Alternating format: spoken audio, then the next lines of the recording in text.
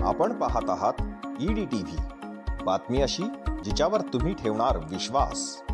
जालन्याकडून नांदेडकडे जाणाऱ्या नादुरुस्त शिवशाहीने जालना शहरातील मंठा चौफुली भागामध्ये 2 जणांना गंभीर जखमी केले आहे।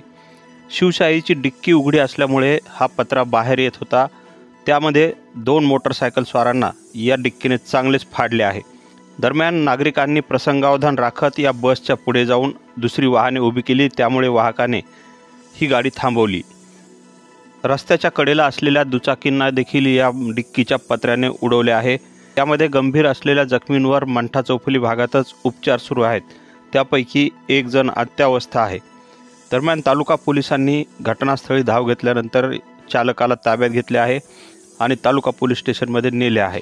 पुढील चौकशी सुरू आहे।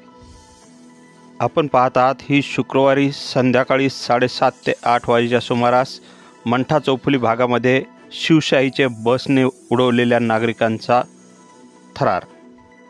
बस नादुरुस्त असल्याचे कारण चालकाने सांगितले आहे। जर बस नादुरुस्त होती तर रिकामी बस नेण्याचा उद्देश काय, असाही प्रश्न समोर येत आहे।